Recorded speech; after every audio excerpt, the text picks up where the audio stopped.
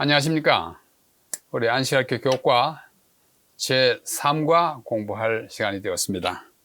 우리 에스라 나무강단 많은 강의와 또 설교, 안식학 교과 해설을 제공하고 있습니다. 많이 방문해 주시고 또 방문해 주신다는 표시로 또 이렇게 그 구독 버튼도 눌러 주시면 저희가 얼마나 많은 분들이 공부하는지를 참고할 수 있겠습니다. 감사합니다.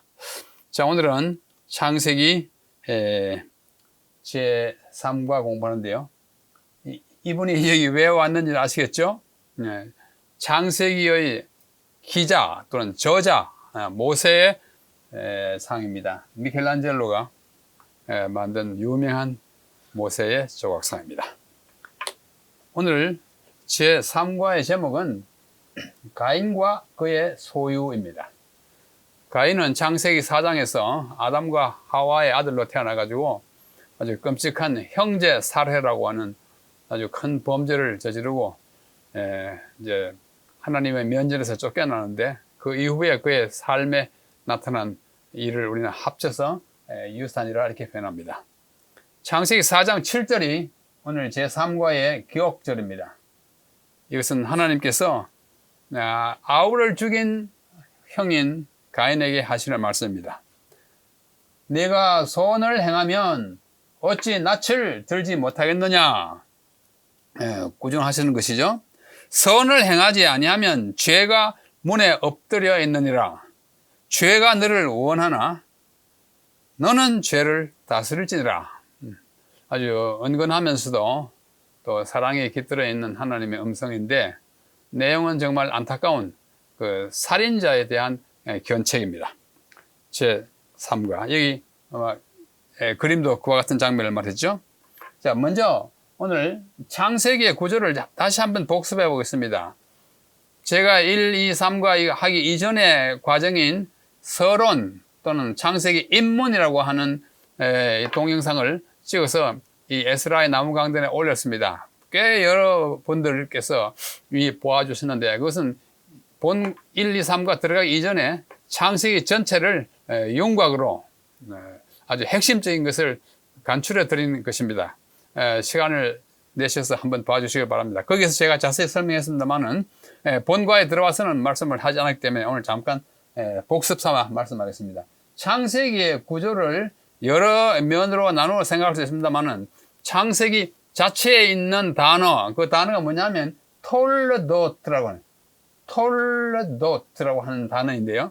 이 단어가 창세기에 한 10번 정도 쓰였어요. 근데 그 단어가 쓰일 때마다 새로운 단원이 시작합니다.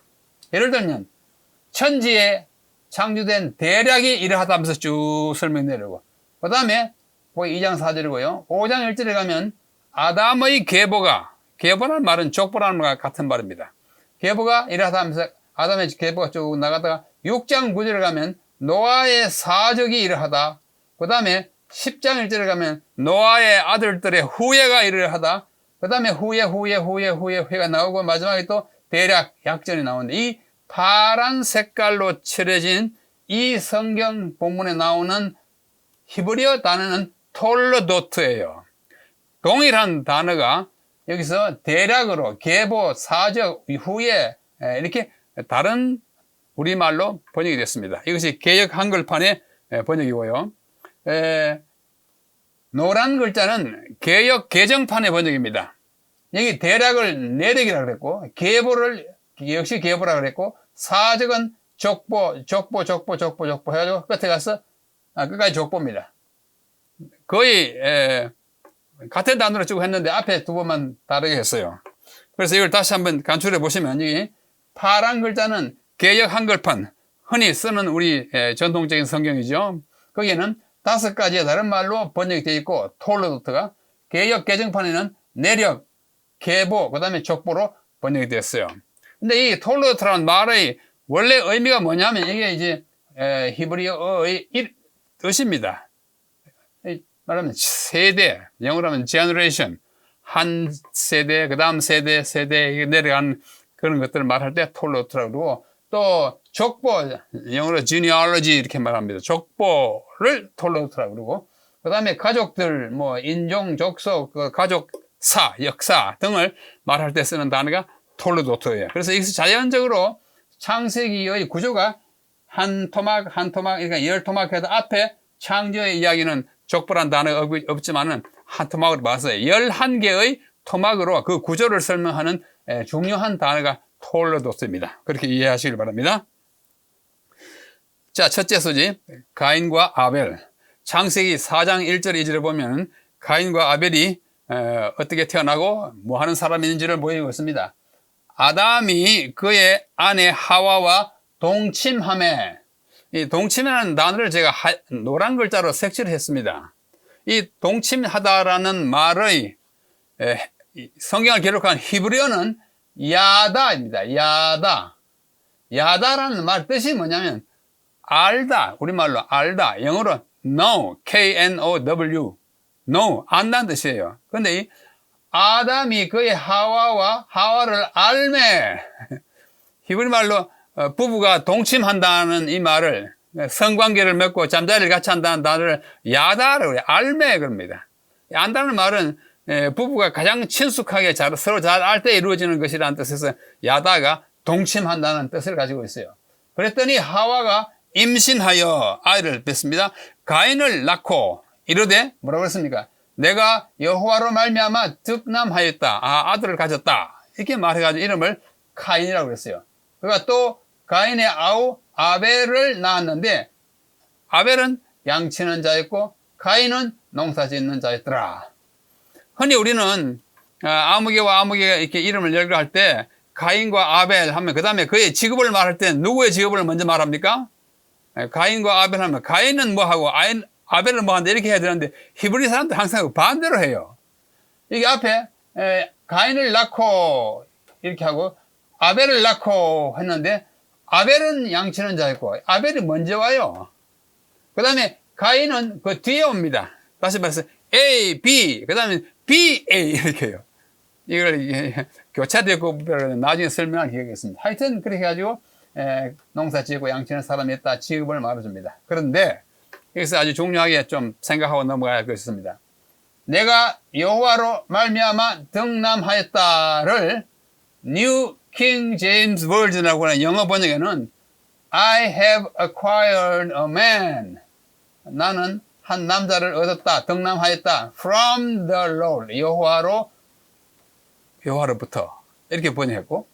그 다음에 NASB, New American Standard Bible이라고 하는 영어 번역에는 I have gotten a man child. 나는 한 남자아이를 얻었다.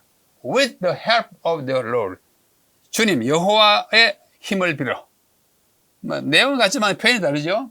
그런데 제가 오늘 특별히 드리고자 하는 말씀은 그 다음에 ISV라고 하는 것입니다. International Standard Version이에요. 이게 조금 희귀한 번역입니다. International Standard Version은 우리말로 국제 표준적인데 아주 특별하게 번역했습니다. I have given birth. 나는 given birth라는 말은 낳았다 그 말이에요. 누구에게? A male child. 남자아이에게 출생을 주었다 이 말은 낳았다는 뜻입니다. 난 남자아이를 낳았는데 즉 the Lord 여호와. 이것을 직역한 거예요.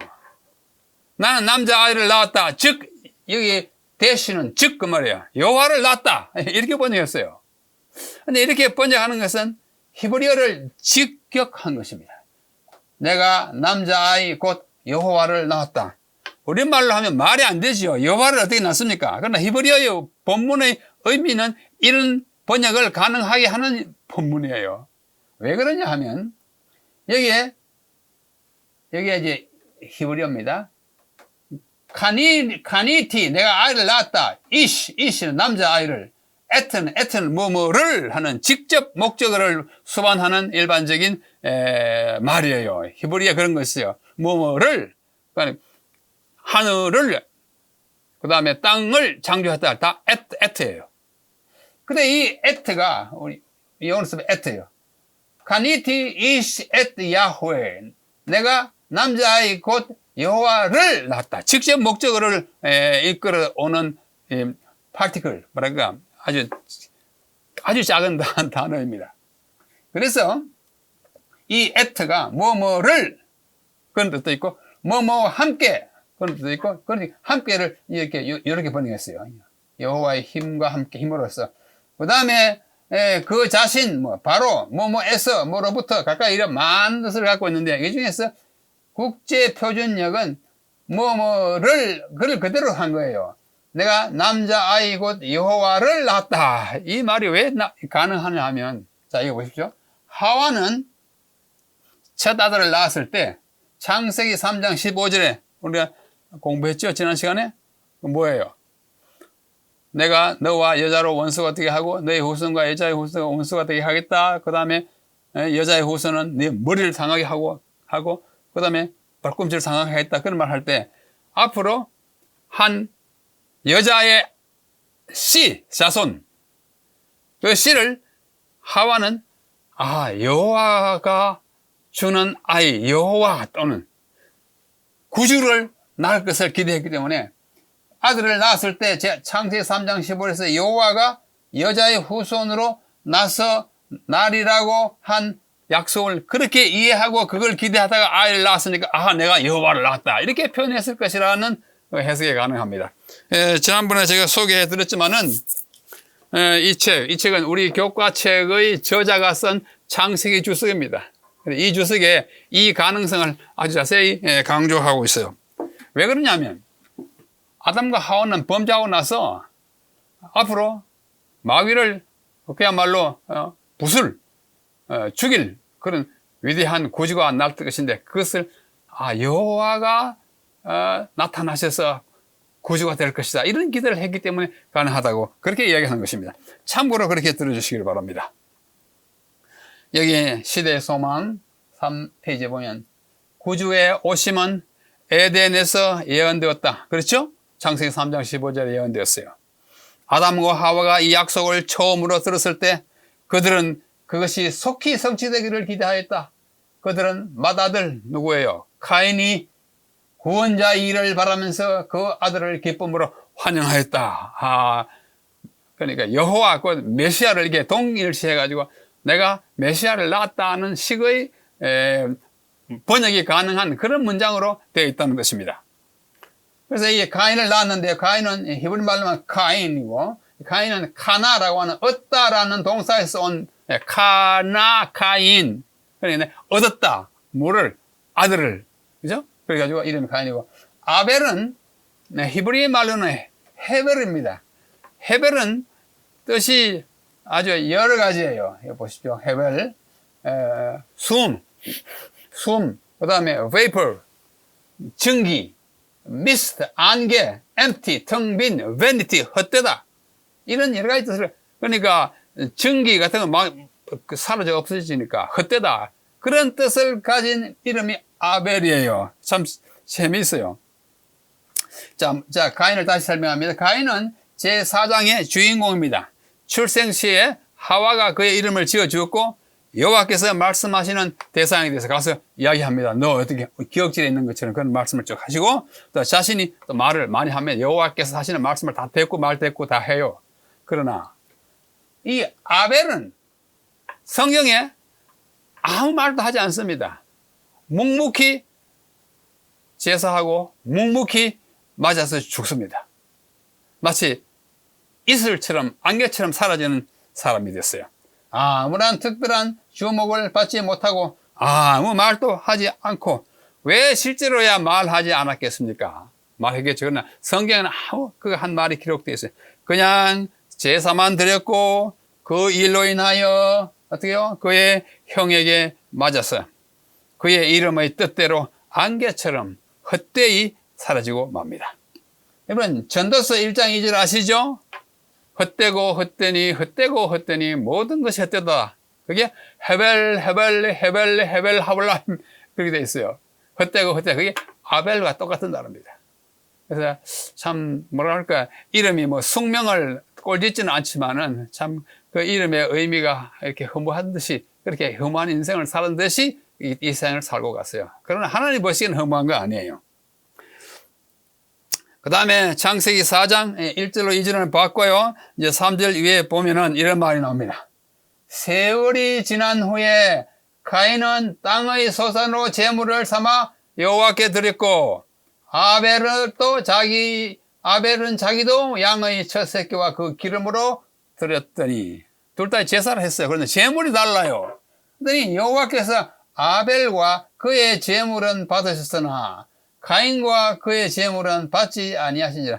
여기도 보십시오. 앞에 가인이 드렸고 아벨이 드렸는데 또 아벨을 그 다음에 먼저 말하고 가인이 둘째 나와요. A, B, B, A. 히브리인들 항상 이렇습니다. 거의 항상. 그 히브리인들의 뭐랄까 이 사고 방식이고 표현의 틀이에요. 그 히브리식 표현입니다. 자, 하여튼 가인과 아벨이 각각 농사 짓는 사람 또 양치는 사람 그래 그들이 어떤 제물을 드렸더니 어떻게 해요? 하나님께서 여호와께서 그의 아벨의 제물은 가인의 제물은 받지 아니하고 그래서 가인이 몹시 분하여 안색이 변하니 아주 기분 나빠한 것입니다. 자, 여기 세월이 지난 후에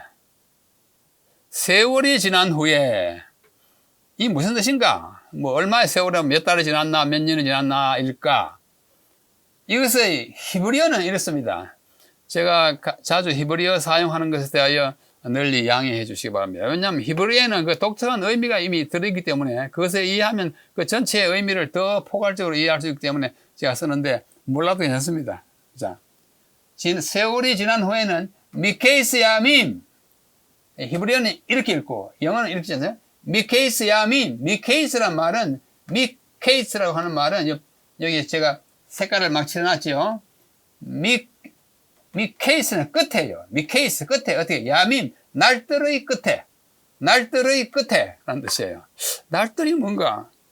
날들이라는 것은 하루가 아닌 몇 날을 합쳐가지고 하나로 묶을 때 날들 그러잖아요. 날들이 뭐 한 달도 될 수 있고 1년도 될 수 있고. 그러나 이때는 아직도 달 해가 확실하게 구분되지 않는데 날들이라고 하는 그때부터 이미 있은 날들의 묶음인데 그 묶음이 뭐냐면 한 주일이라고 하는 날들입니다. 7일이에요.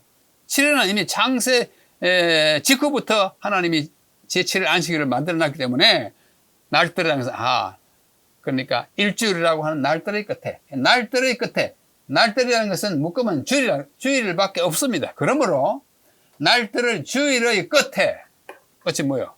안식일에. 안식이라는 단어는 아직 쓰지 않았어요. 안식이라는 단어는 출애굽에 와서 쓰입니다. 그러나 그때 전까지는 제7일 이렇게 했어요. 그러므로 날들의 끝은 주일의 끝날 그 후에 이제 명명된 말로는 안식일에 세월이 지난 후에 안식일에 두 사람이 제사를 드린 것입니다. 안식일이 가인과 아벨이 각각 자기의 제물 가지고 제단에 드렸어요. 양으로 하는 곡물로 그렇게 드렸던 이를 창세기 4장 1절로 5절에 말하고 있어요. 자, 이게 누굴까요? 이 양을 잡아서 제사 드리는 아벨. 이거는 가인이 곡물을 드립니다. 곡물을 드려요. 후대 사람들이 그린 상상하지만은 이렇게 양을 잡아서 드렸고 가인은 자기의 농산물을 갖다가 드렸는데 하나님은 하나를 받고 하나는 안 받으셨어요. 그게 이제 의미가 있는 것입니다. 왜 그랬을까 하는 것입니다. 그런데 신약의 히브리서 11장에 보면 아벨에 대한 이야기를 이렇게 말합니다. 믿음으로 아벨은 가인보다 더 나은 제사를 하나님께 드림으로 아벨은 양으로 드렸고 가인은 곡물로 드렸는데 아벨은 그의 형 곡물을 드린 가인보다 더 나은 제사를 드렸다. 그렇게 해서 의로운 자라 하는 증거를 아벨의 제사는 의로운 제사였다. 하나님이 그 예물에 대하여 전하심이라 그가 죽었으나 그 믿음으로써 지금도 말한 믿음의 제사를 드렸구나. 믿음의 제사가 뭘까요? 피의 제사를 드린 거예요. 모든 제사는 예수님의 희생을 미리 보여주는 가리키는 것인데 곡물을 또 물론 제사로 나중에 사용되긴 했지만은 처음에 말씀하신 제사는 양을 잡아서 앞으로 제물이 될 예수님의 죽음이 그 피 흘림으로써 죽는 죽음을 가리키는 제사가 바로 어떻게 해요? 더 나은 제사였고 또 어떻게 해요? 믿음으로 드리는 제사였고 그래서 그가 의로운 자가 된 것입니다. 자, 여기 가인과 아벨을 좀 비교해 봤습니다. 직업으로는 가인은 농사를 짓는 자, 아벨은 양을 치는 자, 제물은 땅의 소산 곧 곡물로서 드렸고 아벨은 양과 기름으로 드렸어요. 그 다음에 특징은 여기는 피가 없는 제물이고 여기는 피가 있는 제물입니다. 그래서 피가 있는 제물은 그리스도의 피를 나타내는 상징성을 가지고 있는 것입니다. 가인의 태도는 뭐냐? 공개적인 불순종이에요. 뭐 내가 농사 짓는데 뭐 이거 가지고 하는 것이 뭐 이런 거. 아벨은 물론 자기의 하는 일이 목축이었지만은 지시에서 순종한 것입니다. 결과는 연락되지 아니하고 연락된 것입니다.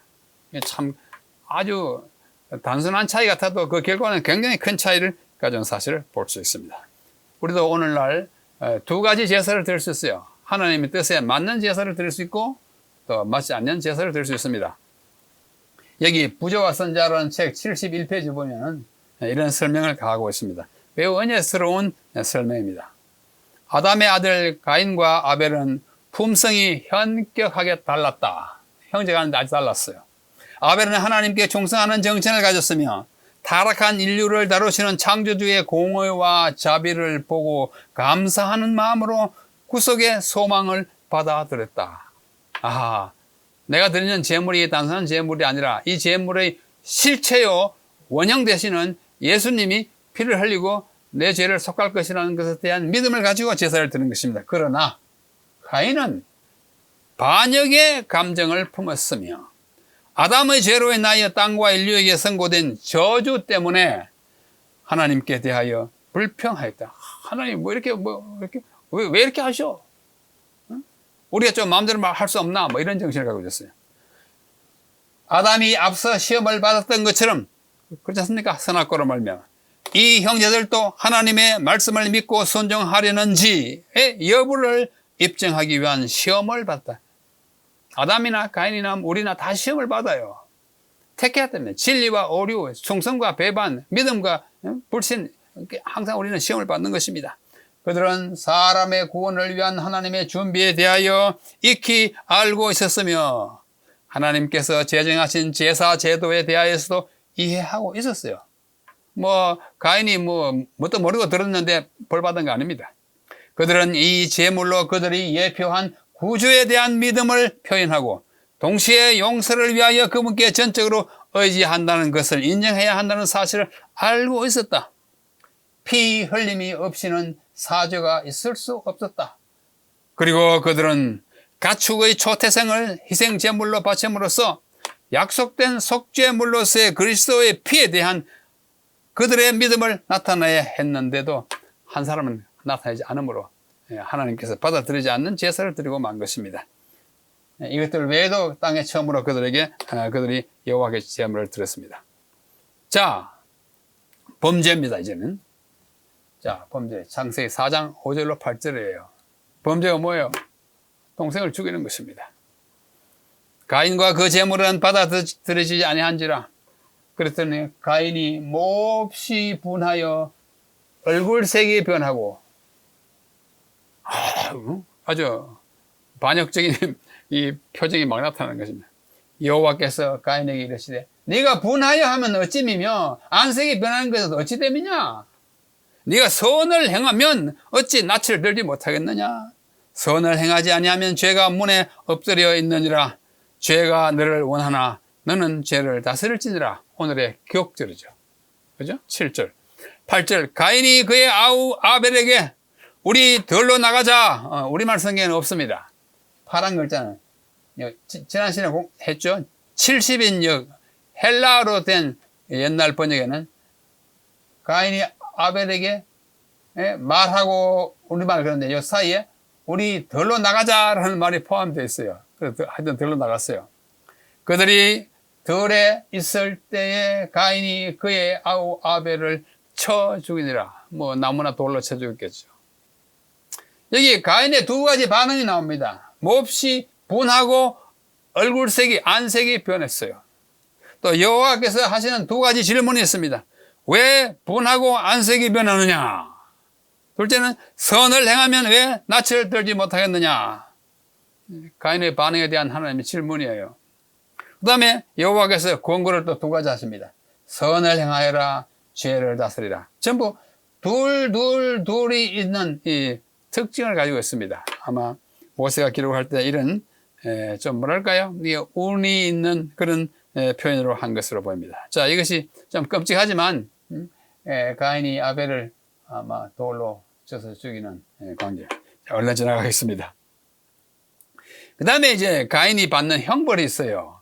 형벌은 창세기 4장 9절로 16절에 뭐 다 읽지 않겠습니다만은 어떻게 무슨 형벌이에요?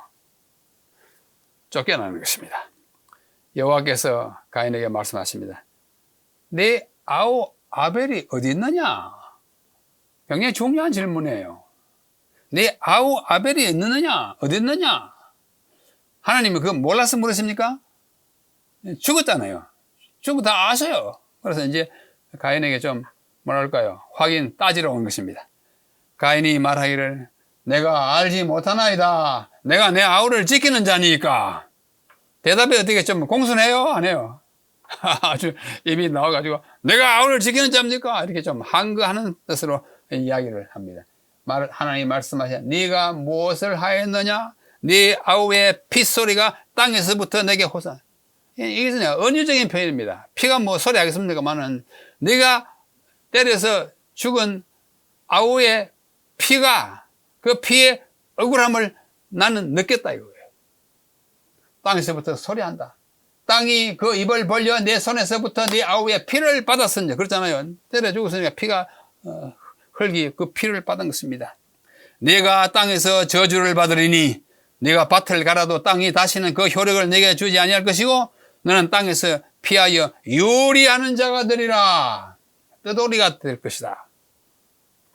그래가지고 하나님께서 그거를 이제 멀리 좀 떠나서 놋이라고 하는 놋이라고 하는 곳에 가서 거주하게 하고 그것이 어디냐면 에덴 동산 동쪽이에요. 그래서 그게 뭘 줬습니까? 가인에게 표를 줘서 그를 만나는 모든 사람에게서 죽임을 면하게. 이게 자비예요. 이 살인자, 이 나쁜 뭐 그 당시 사람이 얼마 없었겠죠. 그렇죠?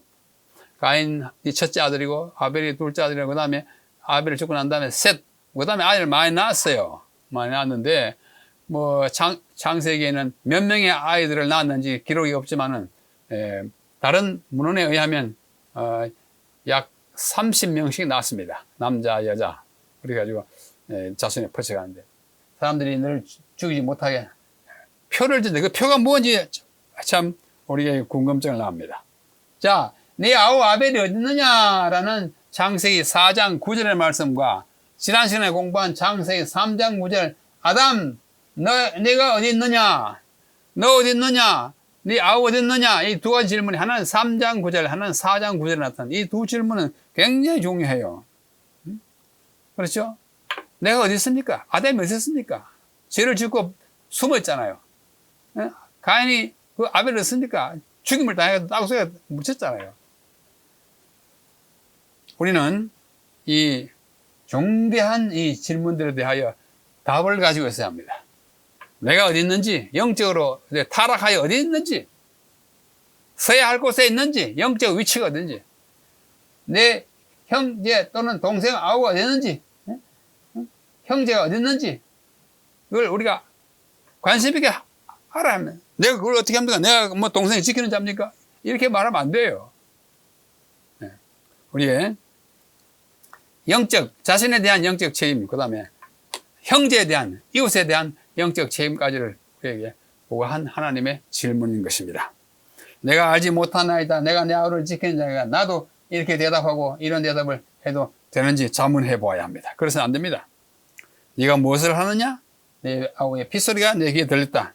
하나님께서는 모든 억울한 죽음의 그 원인과 그 원통함을 하나님은 느끼고 계세요. 언젠가는 그것에 대한 뭐랄까요? 따지는 일이 우리가 해야 하는 것입니다. 자, 너는 땅에서 피하여 유리하는 자가 되겠다. 지금 이제 돌아다니고 피난민처럼 그런 방랑자가 될 것이다. 그랬어요. 독일어 성경에는 너는 쉼도 없고 집도 고향도 없이 떠돌아다닐 거다. 이렇게 표현하고 있습니다. 그 다음에 나는 하나님의 면전으로부터 숨김을 받을 것이다. 보호막이 없어지는 것입니다. 하나님이 나를 보호하지 않으면 어디 가도 안전하지 않아요.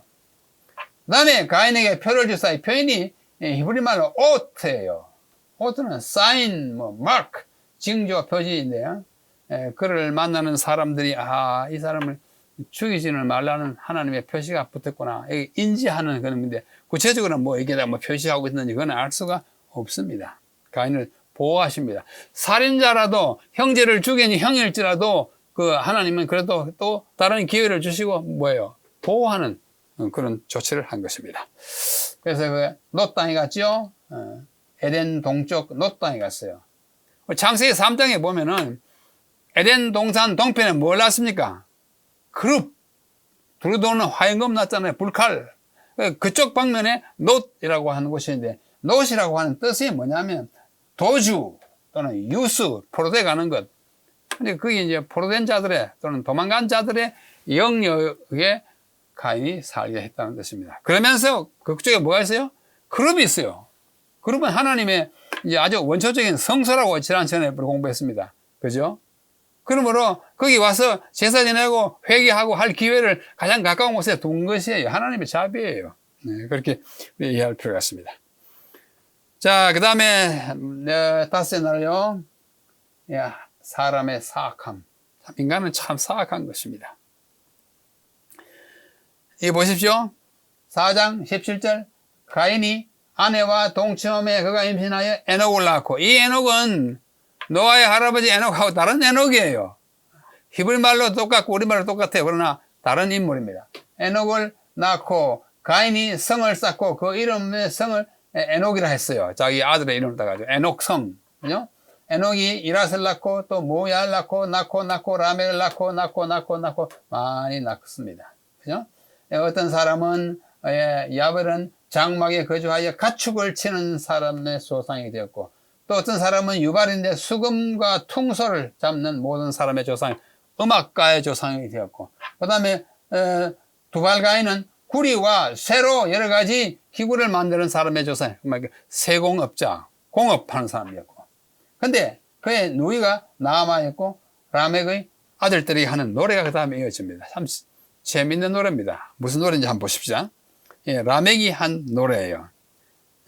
이 라멕도 무드셀라의 아들 라멕하고 다른 라멕입니다. 이름이 같아서 좀 혼동될 수 있어요. 라멕이 아내가 둘 있었어요. 그때부터 이미 일부 다치를 하는 것입니다. 이 가인의 후손이기 때문에 악한 길로 막 내달려요. 라멕이 아내 이름이 하나는 아다, 하나는 실라였어요. 두 아내 이름을 보면 아다와 실라여 내 목소리를 들으라. 라멕의 아내들이여 내 말을 들으라. 자, 첫째 줄과 둘째 줄의 의미가 어때요? 똑같아요. 위에는 아다와 실라고 아내들 똑같다. 그들이에요. 내 목소리를 들으라. 내 말을 들으라. 똑같아요. 이와 같이 같은 사상을 두 번 이렇게 반복하는 걸 이걸 대꾸법이라 그럽니다. 특별히 동의 대꾸, 같은 의미의 평행구절을 줘요. 그 다음에 또 똑같아요. 나의 상처로 말미암아 내가 사람을 죽였고 나의 상함으로 말미암아 소년을 죽였다. 이 라멕이라는 사람이 화가 나가지고 자기한테 조금 해를 끼치는 소년을 때려 죽였습니다. 그 다음에 후회하는 마음을 쓴 거예요. 나의 상처로 말미암아 내가 사람을 죽인, 사람이 누구냐면 소년이에요. 나의 상함이나 상처나 말미암아 내가 사람을 죽이나 소년을 죽이나 똑같은 말을 두 번 해가지고 시적 반복을 하는 것입니다. 똑같은 말이에요. 자, 그 다음에 보십시오.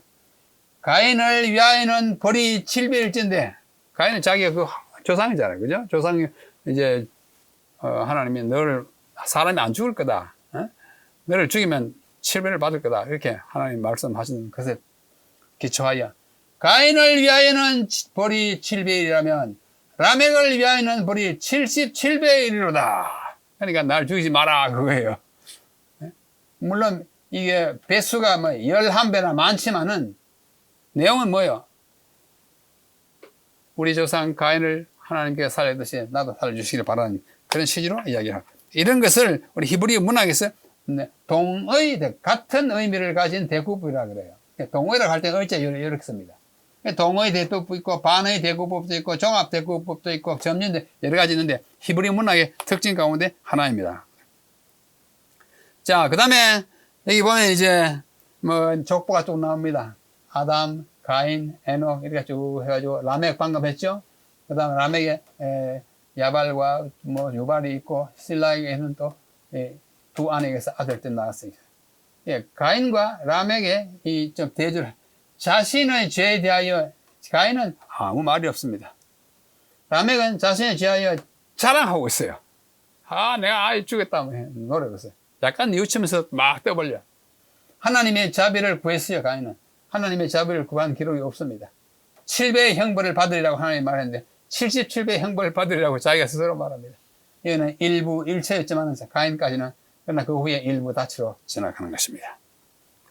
이와 같은 이 후손들이 살아가면서 뭐 이렇게 문명의 개발은 있었지만은 점점 악해지고 사람을 죽이고 막 방자해지고 무자비해지는 이것이 가인의 유산을 자꾸만 죄를 심화시키고 죄악을 자랑하는 이것이 가인의 죄악으로 말미암아 이 세상에 온 심화된 악의 이야기입니다. 그 다음에 이제 아벨이 죽고 나서 다시 아들 하나 더 주었어요. 그 아들 이름이 셋입니다. 뭐 하나 둘 셋 셋째 아들이라고 셋이 아니고 히브리 말로 셋이라는 말은 주셨다는 뜻이에요. 하나 아들을 주셨다. 셋. 셋이라는 말은 시트, 두다, 놓다, 더 줬다 하는 뜻에서 온 것입니다. 그래서 셋은 여자의 후손으로 생각했던 가인이 기대를 저버리자 다른 씨를 주셨다 해가지고 샤트, 이름이 셋가 된 것입니다. 그래서 이 사람을 이제 조상으로 해가지고 새로운 이제 가족이 내려가는 것입니다.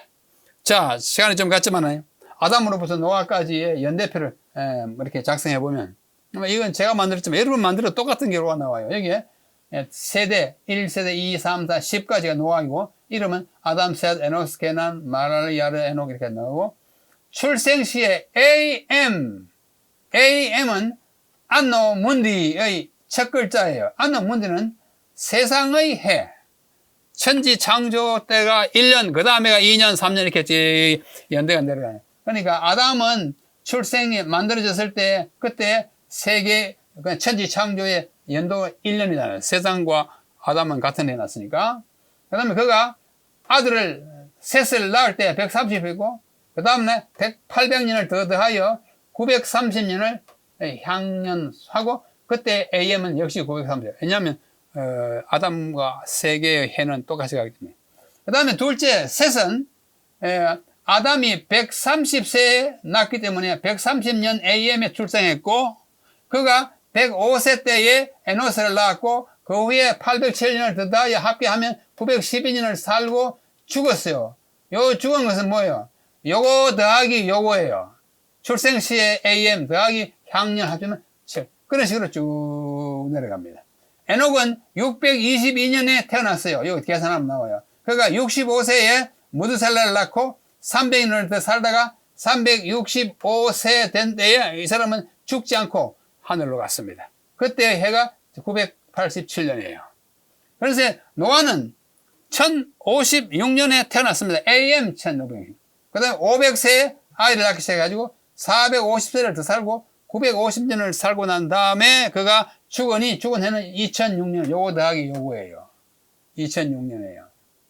이 2006년은 창조 때로부터 새들어온 2006년이에요. 이와 같은 족보가 나타나는 것입니다.